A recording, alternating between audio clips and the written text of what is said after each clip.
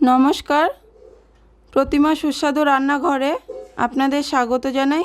আজকে আমি আপনাদের সাথে পনির ছাড়াই সম্পূর্ণ নিরামিষ পনিরের রেসিপি শেয়ার করছি।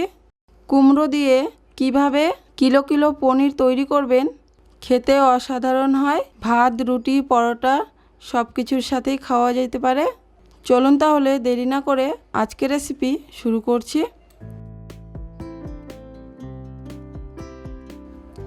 এখানে আমি নিয়েছি কুমড়ো।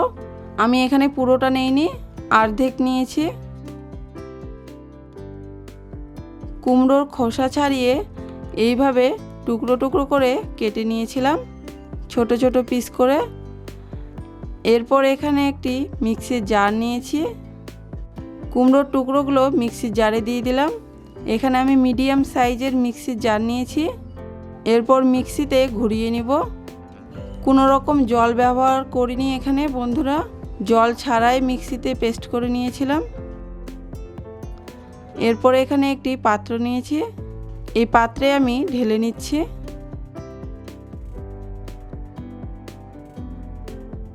এরপর এর মধ্যে দিয়ে দিচ্ছি অল্প কম 1 বাটি চালের গুঁড়ো, দুধ পাউডার দিয়ে দিলে খেতে ভালো হবে।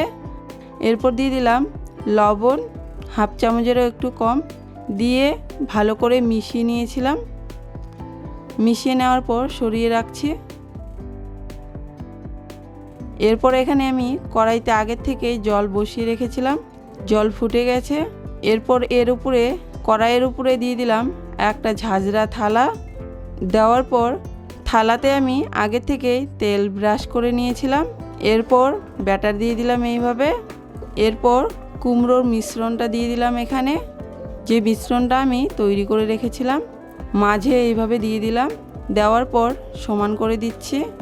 এরপর ঢাকনা দিয়ে ঢেকে রাখলাম। এইভাবে ভাপিয়ে নিয়েছিলাম 15 মিনিটের মতো। এরপর ঢাকনা তুলে দেখে নিচ্ছি, এটা একদম তৈরি হয়ে গেছে। নামিয়ে রেখেছি। নামিয়ে রাখার পর ঠান্ডা করে নিয়েছিলাম, হাত দিয়ে দেখে নিচ্ছি ঠান্ডা হয়ে গেছে। এরপর চাকু দিয়ে এইভাবে লম্বা লম্বা করে কেটে নিচ্ছি। কেটে নেওয়ার পর এইভাবে ছোট ছোট করে পিস করে নিচ্ছি। দেখো বন্ধুরা, দেখে একদম পনির মতো লাগছে।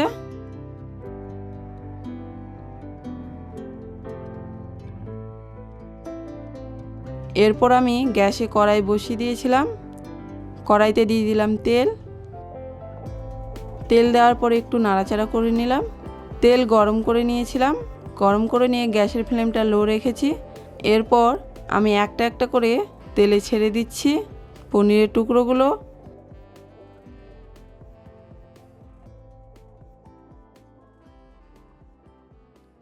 কিছুক্ষণ পর এইভাবে পাল্টে দিয়েছিলাম একটা একটা করে সবগুলো। ভাজা হয়ে গেছে, তুলে নিচ্ছি। দেখুন বন্ধুরা, ভাজার পরে একদম পনির মতো লাগছে দেখতে, দেখে কেউ বুঝতেই পারবে না যে এটা পনির না। এরপর আমি কড়াইতে দিয়ে দিলাম আবারও সর্ষের তেল গরম করে নিয়েছিলাম। দিয়ে দিলাম তেজপাতা, দিয়ে দিলাম একটা শুকনো লঙ্কা। এরপর দিয়ে দিলাম গোটা জিরা। দেওয়ার পর একটু নাড়াচাড়া করে নিলাম।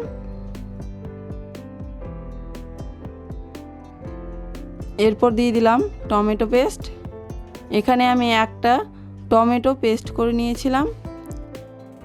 টমেটো ভেজে নেব ভালো করে, যাতে কাঁচা গন্ধ চলে যায় টমেটো থেকে। এরপর এর মধ্যে দিয়ে দিব আদা বাটা, জিরা বাটা, কাঁচা লঙ্কা বাটা, দিয়ে দিলাম লবণ, হলুদ গুঁড়ো, লঙ্কা গুঁড়ো, দিয়ে দিলাম চিনি। দেওয়ার পর নাড়াচাড়া করে নিলাম। সমস্ত মশলা ভালো করে কষিয়ে নিব। এরপর দিয়ে দিলাম মিক্সির বাটি ধুয়ে জল।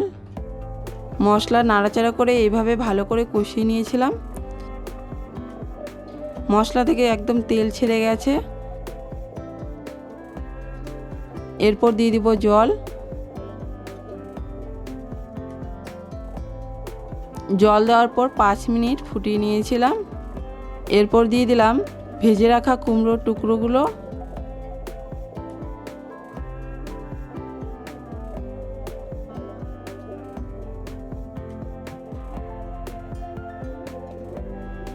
একটু নাড়াচাড়া করে নিলাম।